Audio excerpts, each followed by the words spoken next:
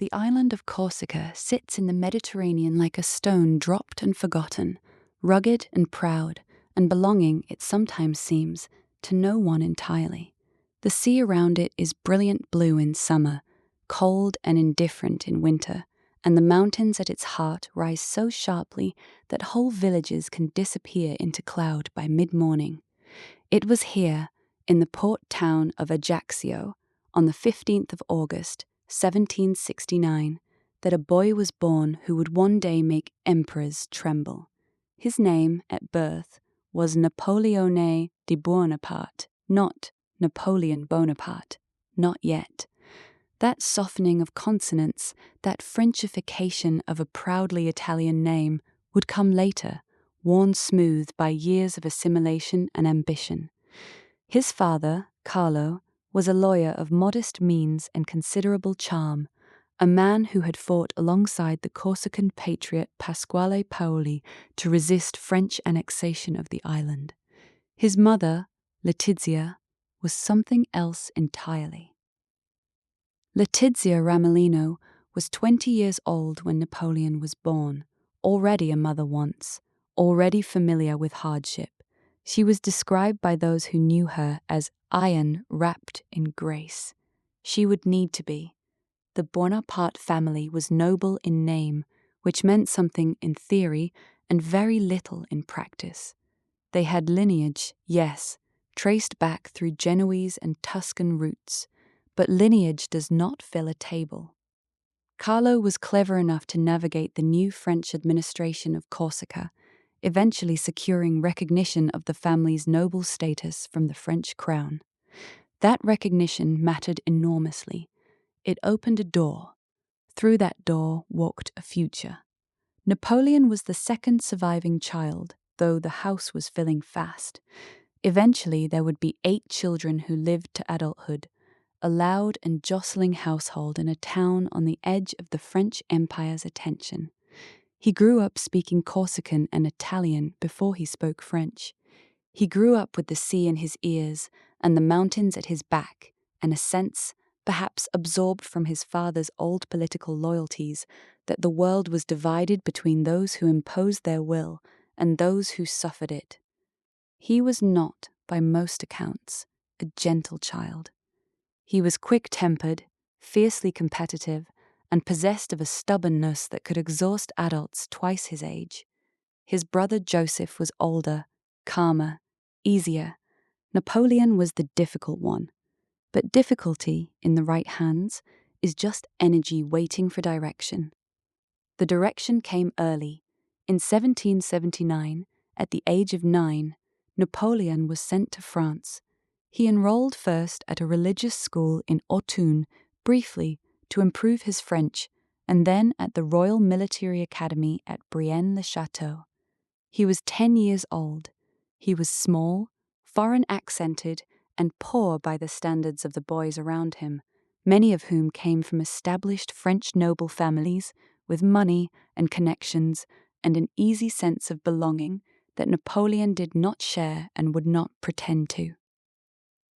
He was mocked for his accent. He was mocked for his name. He endured it the way he would learn to endure most things, by converting it into fuel. He was not universally friendless. He had a gift for mathematics that drew the respect, if not the warmth, of his instructors. He read voraciously, history above all, ancient history, the campaigns of Caesar and Alexander, the mechanics of how small forces defeated large ones, how will and timing and terrain could overturn every expectation. He was storing something in those years at Brienne, building something interior and invisible that would not reveal its shape for a long time yet. In 1784, he was admitted to the École Militaire in Paris, the prestigious Royal Military School, and completed in a single year a course that typically took 2 or 3. He graduated as a second lieutenant of artillery. He was 16. Artillery was not the glamorous branch. Cavalry had the glory, the pageantry, the aristocratic shine. Artillery was technical, mathematical, unglamorous. It suited him precisely. He understood that artillery was not decoration, it was decision. He was posted to Valence, then to Auxonne, a young officer in a peacetime army, drilling soldiers and reading everything he could find. He wrote, too, obsessively, essays and histories, and a long, impassioned pamphlet on Corsican history, still dreaming in some part of himself of the island he had left as a child.